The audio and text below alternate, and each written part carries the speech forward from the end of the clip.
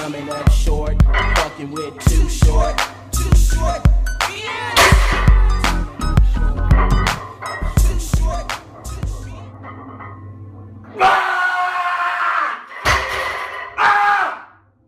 What's up, ladies and gentlemen? Today was my day 2, aka Big 4 day. Had quite a good day today. It's a bit of, I guess you could say I'm doing a lot of volume right now, but not too much intensity. But I'm still, doing very well, moving in the right direction. I want to just talk about my lifts, and then I want to talk about an interesting thing that I made a point with Johnny Candido's video yesterday about the RPE method. Anyways, so today I hit my heavy sets today were 315 for a pause set of 4 on pause bench, which gave me a pretty good estimated 1RM, as well as I did sumo deadlifts for 635 for a set of 3 at an RPE of 9. I did repeats on seated overhead press with 200 pounds. I did about 6 sets with that of 3. And then on pause squats I did 365 for just a few triples at an RP of around 8 to 9. Anyways, I wanted to discuss a little bit more about that Candido video, which I found really interesting. I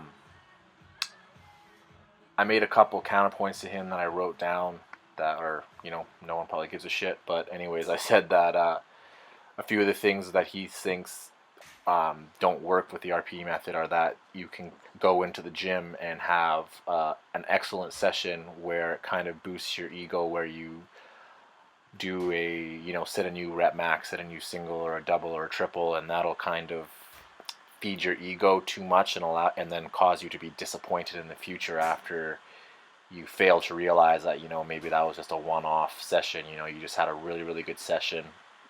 Your 1 rep max is maybe 50 pounds heavier than what you thought it was. So then the next week when you go in, if you use those same numbers, you're going to go in and be really, really disappointed. So I can see where he's going with that, because to someone who is completely untrained and doesn't understand, what exactly auto-regulation is, they might feel that they would get very, very disappointed when they have one really good session in the gym and fail to understand the fact that they're not always going to have very good sessions in the gym.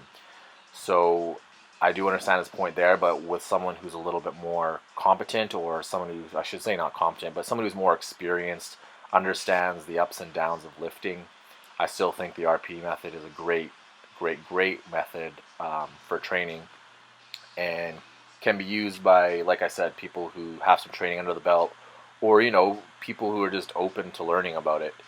It's not the RPE method, used like solely based on a program that uses solely RPEs. It's not for someone who just has no idea what the RPEs are, because you'll get disappointed, you won't understand, your back off sets will be ruined, and you could ruin your whole training cycle for sure. I completely agree with him on that.